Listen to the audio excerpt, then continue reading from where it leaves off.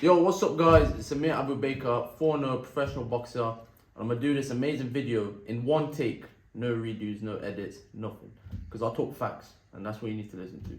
So we're in this sick villa. We've got this sick pool right next to me, as you can see. And I'm only here because of one thing, and it's what I'm gonna be talking about in this video. And that's taking more risk in life. Now, I'm here with some G's, as you can see.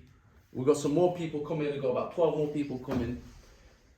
And the only reason all of us are here is because we took some risk. Like, we didn't even know each other that well before this. These guys came to my fight, they're G's, they supported me at my last fight. But if we didn't take any risk, we wouldn't be here today.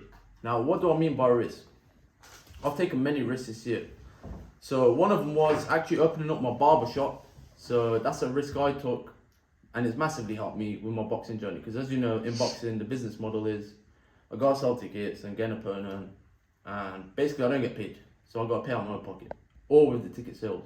So taking risks with that barbershop has helped me along my journey, you know, basically to be able to support myself. Another way I've taken a risk is my last fight. As you guys seen, my last fight was against Al-Jazvenko. Now, he was an international boxer at 75 kilo. Me, as an amateur, I was never international level. Not that I couldn't do it, like, my style is more professional. But I never reached that, like, international level to, you know, fight for Britain, basically. So it's a huge risk fighting this guy who's been an international boxer at the same weight as me. And he's had way more experience than me. Like, if you're an international boxer, you literally hit the 70 to 100 fight mark. I only had 33 fights as an amateur. I took this fight, I was like, fuck it. I didn't even have the best of training camps, because as you know from my previous video, I was in Dubai for like a month. So I got back to England. I suffered an injury, which I don't want to get into too much, because that sounds like an excuse, but I suffered an injury. Then I had a really short training camp, and I took this guy on last minute notice. And yo, I took the fight. It was a hard fight, as you can see. Like, they call me the Kurdish knockout king, but I didn't even knock him out. It went the full 6 rounds, but I beat him. That's all that matters. On paper, it says I beat him. And fair and square, I beat him. Like, everyone there has seen the fight, you know.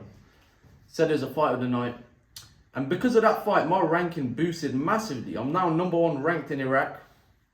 I'm like 200th in the world, which I don't give two shits about. But yeah, it just made me look like a much more... I'm basically a better ranked boxer. And because of that fight, which would lead me on to another point, I had a friend hit me up. He's like, yo, man, yo, it's crazy. You're ranked 200th in the world. And now me, without like sounding big-headed, big ego, just being brutally honest, I was just thinking like, the fuck you mean 200th in the world? Who cares about 200th in the world? Like, I'm here for that #1 spot. This is how all of you watching this video should think. Like, whatever you do, it doesn't have to be boxing. Like, some of you working on e-com. Like, this guy, he's working on music. You shouldn't be there thinking like, oh wow, I'm 200th in the world. Like, I don't give a flying shit. Like, even like people talk about Midlands champion, this and that. Like, I don't care about Midlands champion. I only care about the #1 spot, and that's how all of you should think. So until it says 5 stars on my box rec, #1 world ranked, and you only get there by taking risk. Until it says them things, then I'll, you know, pat myself on the back and relax a bit. But until then, I don't give two shits. And I'm here now. We're gonna probably film a podcast, some more content for you guys.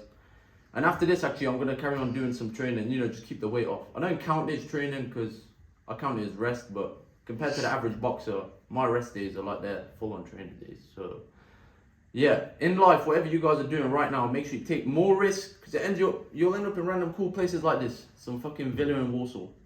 And yeah, if it ain't a villa in Warsaw, you'll at least be, you know, 2 steps in the right direction. And I'd argue, even if you don't go in the right direction, if you go in the wrong direction, it's better than staying the same. Because if you stay the same, that's how you end up overthinking and basically... yeah, basically don't fucking make progress in any direction. Because if you're taking a step back, at least, you know, you've done some change in your life, which I think is better than staying the same. Because when you stay the same, that's when fucking... like, I've had periods of my life where I've stayed in the same position, and you start to overthink, start to, you know, what people call depression. Like, that's how that shit happens. It's better to be in a worse position with more life experience than in the same position year after year after year. So make sure you guys are constantly taking risks. Let's go!